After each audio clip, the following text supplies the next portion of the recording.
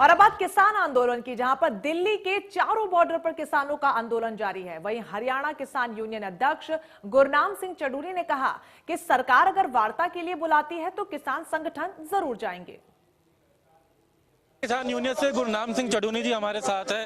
चडूनी साहब, 26 तारीख से ये आंदोलन शुरू हुआ था, आज 24 दिन हो चुके हैं, किस तरीके से आगे स्टैंड देखते हैं? जी, 26 तारीख से इस आंदोलन की शुरुआत हुई थी, लगातार भीड़ बढ़ रही है बॉर्डर पर तमाम सीमाओं पर किसानों की, लेकिन आज आप बातचीत का जरिया कहाँ देखते हैं किसानों के इस पूरे विरोध प्रदर्शन? देखिए, सरकार ने बहुत लंबा टाइम निकाल दिया है। सड़क पे बैठे इतनी ठंड के बावजूद 35-40 हमारे लोग शहीद हो चुके हैं। बाबा राम सिंह जी जो है वो एक तरह से देश की सरकार को अपनी आवाज़ पहुंचाने के लिए इतनी बड़ी कुर्बानी दे गए हैं। उसके बावजूद भी सरकार के कान पे जूं नहीं रेंग रही है, तो उसके बावजूद सरकार किसानों पे ही थोप रही है कि इन्होंने बात करके राजी नहीं है, इन्होंने जिद पकड़ ली है। मैं ये कहता हूँ, सरकार ने बुलाया कब? जब सरकार ने बुलाया हम तो तभी गए। हमने जान से इनका आज तक एक बार भी इनकार नहीं किया, जब फिर बुलाएंगे फिर जाएंगे।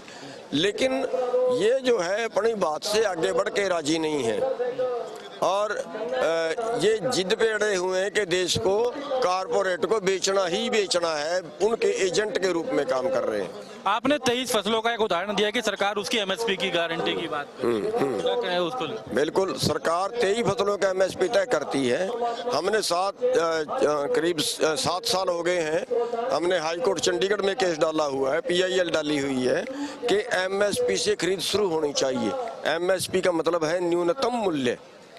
और जब मैंने ये सवाल किया अमित शाह जी से कि आप जो बार बार ये कह रहे हो, कल भी प्रधानमंत्री ने कहा कि MSP तो हम दे रहे हैं, हम देंगे, ये गुमराह कर रहे हैं। हमने उनको बड़ा सीधा सवाल किया कि 23 फसलों का आप MSP तय करते हो, क्या आप 23 फसलों का MSP दोगे और सारे देश को दोगे? उन्होंने कहा नहीं। वो उनका कहना था कि जितना PDS में लगता है उतने का देंगे। अब वो उतने से तो अगर 100 किलो में से 10 किलो सरकार खरीद ले तो 90 किलो का तो MSP नहीं मिला।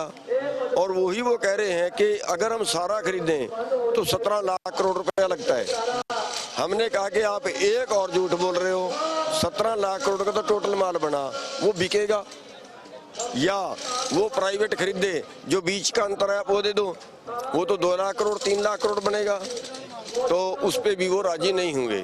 और इसमें एक पेच ये भी है कि अगर आंकड़ा मैं आपको बता दूं कि अगर 17 लाख करोड़ हमारी जेब में आता है अगर हमें MSP मिलता है, लेकिन अब हमारी जेब में जो है वो 17 लाख करोड़ नहीं आ रहा, 13 लाख करोड़, 14 लाख करोड़, 15 लाख करोड़, क्योंकि जो MSP से नीचे बिकती है वो हमें टोटल घाटा है।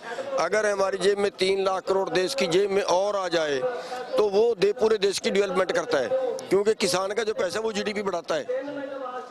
तो ये जो है ये आंकड़े, गलत आंकड़े पेश करके हमें गुमराह कर रहे हैं।